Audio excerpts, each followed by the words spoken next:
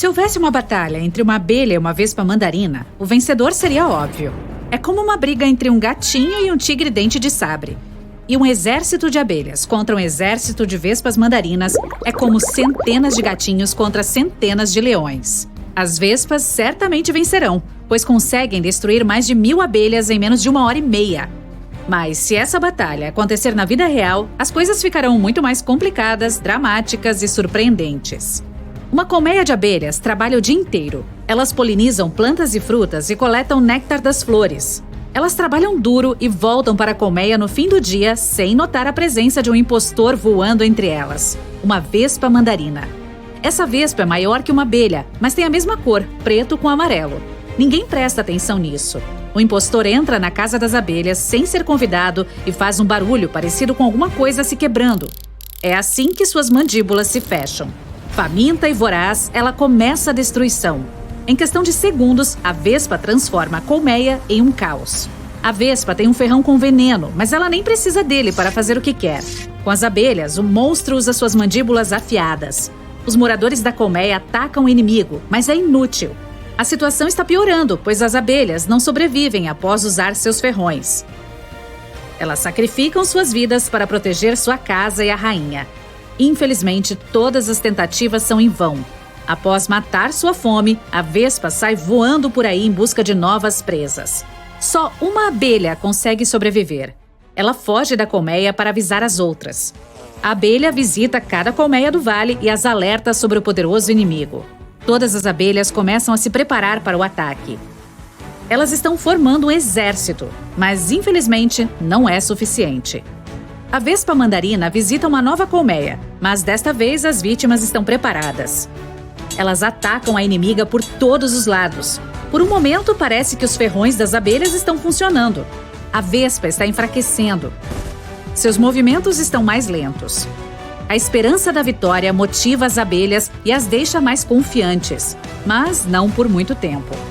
10 outras vespas entram voando na colmeia. Aqui está a fraca. Havia marcado a colmeia com feromônio antes da batalha. O cheiro atraiu suas amigas e agora as abelhas não têm chance. No meio selvagem, as vespas deixam seu rastro para que suas parceiras possam encontrar a localização do alvo. Em poucos minutos, 11 vespas destruíram uma colmeia com 25.000 abelhas. Há pouco tempo, esse território ensolarado estava todo florido graças às abelhas. Agora ele se tornou um vale sem vida. As vespas mandarinas não querem perder tempo procurando colmeias. Então, se dividem em grupos e voam para direções diferentes. Elas marcam as casas das abelhas com feromônio e começam uma destruição em massa. A sede delas por destruição é insaciável. As abelhas agora conhecem o inimigo e o detectam assim que ele surge no ar, mas não adianta. Em cada batalha, elas usam um monte de estratégias para lutar contra ele. Uma vez, as abelhas tentaram atacar uma colmeia de vespas, mas foi uma missão suicida. Ninguém mais poliniza flores, ninguém mais produz mel. As abelhas vivem com medo e não saem de suas colmeias. Nesse momento sombrio, quando as esperanças estão quase perdidas, uma luz surge no fim do túnel. Uma espécie de abelha japonesa aprendeu a derrotar o inimigo. A notícia se espalha por todas as colmeias. A estratégia parece estar funcionando. Elas conseguiram derrotar várias vespas mandarinas. O medo vai embora e as abelhas estão prontas para lutar de novo. No mundo real, essas abelhas aprenderam a combater as vespas mandarinas, mas outras espécies não conseguem fazer isso. Então, as abelhas ficam à espera do inimigo. Todas já sabem o que fazer. Finalmente, uma vespa mandarina surge. Centenas de abelhas a atacam e a envolvem com seus corpos por todos os lados. Elas cobrem totalmente a vespa e começam a tremer. A vibração simultânea de todas as abelhas aquece o inimigo. A temperatura está subindo e a vespa não consegue sair da emboscada. As abelhas parecem queimá-la com a energia de seus corpos. Alguns minutos depois, a vespa cai e as abelhas a jogam para fora da colmeia. Agora elas estão confiantes de sua vitória. Mais uma vespa chega. As abelhas, mesmo cansadas, a atacam e começam a vibrar de novo. O próximo monstro está vindo. E mais outro. 10, 20, 100 vespas chegam. As abelhas não têm tantos recursos ou energia. As chances de superar essa batalha voltam à estaca zero. Para vencer de uma vez por todas, as abelhas precisam se unir. Todas as colmeias, centenas de milhões de abelhas. Uma clareira enorme, sem vida, é o lugar da batalha final. Todas as abelhas do vale se reúnem lá. Elas estão prontas para a última batalha. O silêncio pesa sobre elas. Em seguida, o ar começa a vibrar. Dá para ouvir o zumbido das vespas de longe. Elas aumentaram sua população centenas de vezes, pois nenhum animal é páreo para elas. A derrota das abelhas é inevitável. Mas ninguém quer recuar. Os dois enxames colidem um no outro. Isso não é uma batalha, é uma destruição. Centenas de milhares de abelhas caem no chão em poucos minutos. Uma espécie inteira de insetos está desaparecendo do planeta. Mas o que é isso? O campo mergulha em um nevoeiro estranho. As abelhas e vespas não estão mais se vendo. Então, por esse véu branco, elas surgem. Silhuetas de criaturas gigantes. Elas invadem a briga. Milhares de vespas as atacam, mas não adianta. As abelhas caem rapidinho e ficam inconscientes. As vespas desmaiam também. Algumas até tentam fugir, mas a névoa não deixa. Todos os insetos dormem. Alguém usou um gás para apartar a briga, e esse alguém é aliado das abelhas. Um humano entrou no jogo. Com trajes grossos de proteção, as pessoas pegam as vespas desacordadas do chão. Elas são colocadas dentro de um cesto. As abelhas vão em outro. A coleta dos insetos dura várias horas. Depois, as abelhas acordam em suas colmeias ilesas. As vespas acordam em compartimentos especiais. Elas estão presas e agora não podem machucar ninguém. As pessoas estão destruindo ninhos de vespas no mundo todo. Elas não deixam esses insetos se multiplicarem. As abelhas são responsáveis pelo ciclo da vida na natureza. Por meio da polinização, elas ajudam muitas plantas a se reproduzirem. É graças a elas que temos frutas para comer. Elas cuidam das flores das quais o gado e outros animais se alimentam. Graças a elas, temos muito algodão. Se as vespas destruírem, faltarão roupas feitas com esse material. Camisetas, jeans, jaquetas, tudo isso ficará mais caro e depois desaparecerá do mercado. Muitos produtos perderão seu rico sabor e suas propriedades boas. Animais e pessoas não obterão vitaminas suficientes. As vacas não produzirão leite. Não haverá mais queijo, requeijão, manteiga e outros laticínios. Você não poderá pedir um hambúrguer suculento em uma lanchonete. Berinjelas, pimentas, kiwis, mirtilos, cranberries e muitos outros frutos desaparecerão dos mercados. Espécies inteiras de animais e plantas vão deixar de existir. Isso acarretará outras crises não só na agricultura, mas também na economia global. Enquanto isso, a quantidade de vespas vai aumentar. Quase não existem animais no mundo que possam controlá-las. Se as pessoas não fizerem nada, todos terão que usar trajes grossos de proteção quando saírem de casa. As vespas entrarão nos lares e nos carros, atacarão as pessoas e os animais. Uma vespa mandarina pode causar um problemão. Seu ferrão é um dos mais perigosos e dolorosos entre todos os insetos. Ele é como uma agulha em brasa. Quando uma vespa finca-o no inimigo, injeta o veneno na pele. Essa toxina dilata as paredes dos vasos sanguíneos. A região ao redor da picada fica avermelhada. Isso pode durar várias horas ou até dias. A vespa é uma criatura agressiva.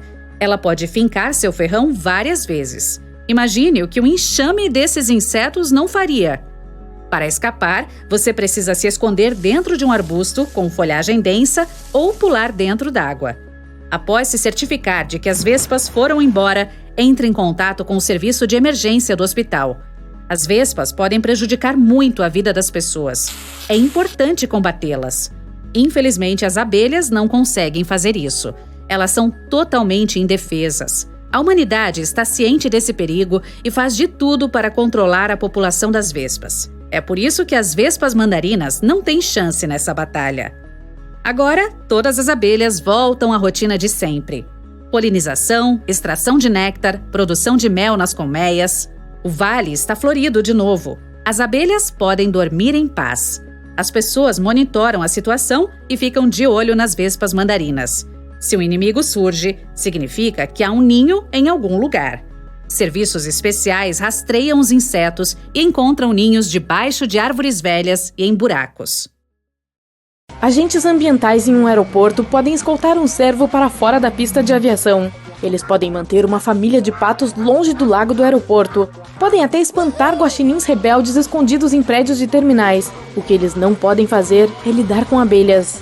Em agosto de 2012, centenas e milhares de abelhas enxamearam o corpo de um avião da Delta Airlines rumo à cidade de Nova York. Isso aconteceu quando a tripulação se preparava para abastecer a aeronave e carregar a bagagem. Foi necessária a intervenção do mestre apicultor Stephen Repasky. Este já era o quarto enxame com o qual o aeroporto teve de lidar nos últimos meses. Em maio de 2012, quando mais de 15 mil abelhas cobriram uma luz na pista de táxi C, um voo ficou seriamente atrasado. Foi nesse momento que o agente ambiental do aeroporto começou a pesquisar no Google os apicultores nas proximidades. Felizmente, ele encontrou o Sr. Repasky, que mais tarde foi contratado como empreiteiro. O trabalho de uma babá de avestruz é principalmente impedir que avestruzes fujam ou biquem uns aos outros. Esses especialistas passam horas sentados observando seus pupilos. No entanto, esse trabalho está longe de ser simples e relaxante. Os avestruzes são conhecidos por serem territoriais e se irritarem rapidamente. Se se sentirem ameaçados, podem até atacar uma pessoa. Uma babá de avestruz nunca pode baixar a guarda. Caso contrário, um dos pássaros pelos quais é responsável pode entrar em apuros. Um ladrão de banco legal também é chamado de teste de intrusão. Essas pessoas testam se os bancos têm um nível de segurança adequado. No passado, a profissão era bastante direta. Era necessário literalmente invadir um banco. Hoje em dia, os falsos ladrões ainda existem, mas também existem especialistas que verificam a segurança do computador e lidam com roubo de identidade.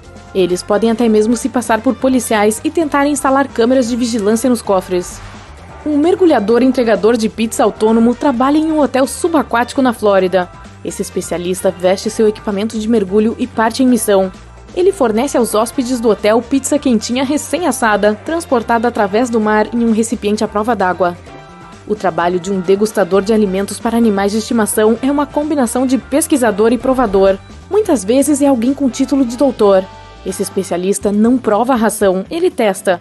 Ele analisa principalmente o valor nutricional dos alimentos, escreve os relatórios e procura maneiras de melhorar os alimentos já existentes. Antes de realmente experimentar a comida, um testador a cheira. Nem todo dono de animal vai querer que sua cozinha cheire a peixe. Depois disso, é hora de provar a comida. É preciso avaliar a textura, a consistência e o sabor. Uma vez feito isso e anotado, a comida é cuspida. A pessoa que batiza esmaltes olha para uma cor recém-criada e tenta descrevê-la em poucas palavras. Ela pensa em como é ou o sentimento gerado pela cor. Há não muito tempo, a NASA e a Agência Espacial Europeia precisavam de dormidores profissionais. Essas organizações estavam prontas para pagar a cada um dos 24 voluntários, com idades entre 24 e 55 anos, mais de $18 mil. Essas pessoas deveriam passar 60 dias deitadas em camas. Elas poderiam ler, jogar em seus telefones, assistir às suas séries favoritas. A única coisa que não poderiam fazer era se levantar. Além disso, suas camas eram inclinadas para baixo em 6 graus em direção à extremidade da cabeça. Com isso, os cientistas queriam verificar como a gravidade artificial afetaria o corpo humano. Uma das vantagens da profissão de caçador de bolas de golfe é trabalhar ao ar livre o tempo todo. Essa pessoa é responsável por coletar bolas de golfe do fundo de lagos em campos de golfe. Parece um trabalho simples e emocionante, mas a maioria dessas lagoas não é cuidada regularmente. É por isso que esses mergulhadores precisam procurar bolas de golfe em águas barrentas e cheias de algas. Às vezes, precisam até lidar com cobras. Os técnicos de segurança de cocos protegem as pessoas de serem atingidas na cabeça pela queda de cocos. As consequências de tais acidentes costumam ser extremamente desagradáveis. É por isso que um especialista escala os coqueiros, muitas vezes com até 18 metros de altura, e colhe os cocos maduros, para que não caiam na cabeça de turistas desavisados. Um classificador de batatas fritas procura por batatas chips aglomeradas ou cozidas demais quando ainda estão indo pela linha de montagem. Assim que vê uma unidade que parece diferente, ele imediatamente a elimina. Amsterdã é uma das cidades mais cicláveis do mundo. Não é de se admirar que centenas de bicicletas acabem nos inúmeros canais da cidade. Os pescadores de bicicletas tiram mais de 14 mil bicicletas das águas todos os anos. A maioria desses veículos de 2 rodas é velha e enferrujada. Um observador de secagem de tintas, em geral, é contratado por uma empresa para observar atentamente a tinta conforme ela seca. Esse profissional precisa prestar atenção a todas as mudanças na cor e textura da tinta. Um observador habilidoso deve ser capaz de fazer isso tanto na parede quanto no microscópio. Esse processo ajuda a descobrir o quão durável é a tinta e garante que ela não caia ao menor toque. Um observador de secagem também pode passar dias pintando folhas de papelão, o que ajuda a verificar novas misturas de tintas. Por exemplo, quanto tempo leva para secar completamente. Um caça-rugas garante que não haja vincos indesejados nos sapatos quando eles saem da fábrica. A descrição de suas funções inclui, por exemplo, eliminar vincos de sapatos e de peças de sapatos. Para fazer isso, um caça-rugas usa um ferro aquecido ou um soprador de ar quente. Às vezes, também pode ser um dispositivo especial em forma de furador. As toalhas de papel têm um aroma leve e agradável ou mesmo fragrância nenhuma. Um avaliador de fragrância de papel toalha é quem garante isso. Esses especialistas são contratados por fabricantes que desejam se certificar de que a sua produção não apresente um mau cheiro indesejável. Infelizmente, é quase impossível assumir esse posto de trabalho. É provável que seja o nicho de trabalho mais ínfimo que existe. É responsabilidade do testador de toboáguas verificar se os toboáguas em hotéis e parques aquáticos são divertidos e seguros. Digamos que você consiga esse emprego e comece a trabalhar como testador de toboáguas para uma grande agência de viagens ou uma rede de hotéis. Então, passará a maior parte do tempo viajando de um parque aquático para outro. Uma vez lá, coloca sua roupa de banho e vai para a piscina. Você terá que fazer inúmeras viagens descendo pelo toboágua, prestar atenção em quão rápido você pode descer, quanta água o escorregador usa e o quão emocionante é a experiência. Um técnico em óculos de sol trabalha em grandes resorts tropicais. Suas principais tarefas são limpar as lentes dos óculos de sol, apertar os parafusos e resolver todos os tipos de crises relacionadas ao uso de óculos que os hóspedes possam ter. Um técnico de óculos escuros costuma patrulhar o território do hotel à tarde, usando um cinto com ferramentas especiais. Um testador de camas e colchões é uma pessoa que testa camas, incluindo travesseiros e colchões. Hotéis e outras empresas contratam essas pessoas para literalmente dormir no trabalho. Mesmo que pareça um trabalho dos sonhos, um bom testador de camas precisa saber muito. Por exemplo, como verificar se um colchão apresenta desníveis, deitando-se de maneira especial, ou como descobrir se as bordas de uma cama são resistentes o suficiente para se sentar. Um mascador de chiclete, também chamado de gumologista, passa os dias mascando chiclete. Ele testa a textura e o sabor. Esse profissional também precisa descrever a sensação na boca durante e após o processo de mastigação. Um mascador de chiclete também pode ter que fazer muitas bolas, dependendo do estágio do projeto. Mas sua principal responsabilidade é pesquisar e criar novos sabores.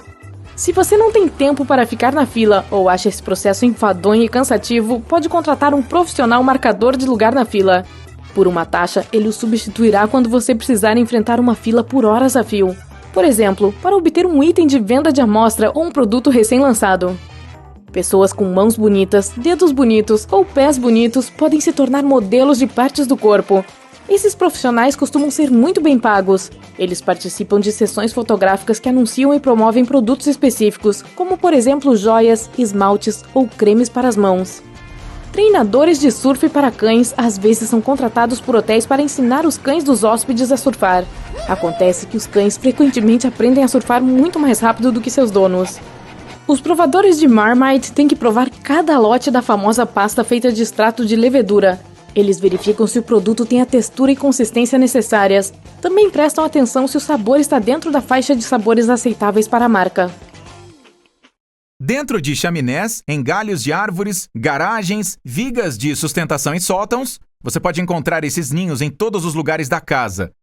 Elas não vão apenas estragar seu piquenique e bagunçar sua comida, ou tentar picar se você as deixar com raiva. Irão também procurar áreas abrigadas no seu quintal para construir o ninho, mas comumente o teto da cobertura de alguma construção externa. O importante é encontrar um local que suporte o peso da casa e de toda a comunidade delas. Isso é o que as vespas do papel gostam de fazer. Um grupo entre as 30.000 espécies diferentes de vespas. Você pode reconhecê-las pela maneira como constroem seus ninhos. A rainha começa sozinha a primeira estrutura. Os machos chegam mais tarde. Quando você vir um grupo maior voando em uma direção semelhante, siga-o. Essas vespas deixam o ninho algumas vezes ao dia para pegar comida, mas sempre voltam para cuidar das jovens e da rainha.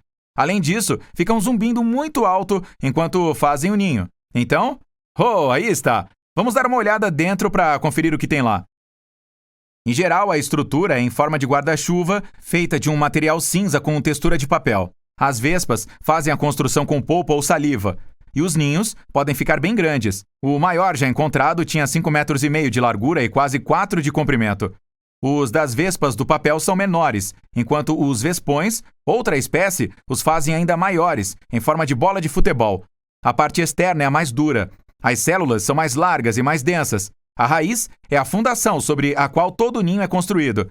Dentro ficam as células, onde estão as larvas. As vespas são parecidas com as borboletas e fazem parte de um grupo especial de insetos, que passam por uma metamorfose, um processo no qual o corpo do animal muda ao se tornar adulto. Essas células são, na verdade, berços para os animais jovens que estão prestes a crescer. Conforme as vespas constroem os ninhos, deixam essas células abertas. As rainhas ficam no comando, colocam os ovos nessas células, que se parecem com cilindros ocos, e os selam. Isso forma uma espécie de hexágono, que contém as outras células.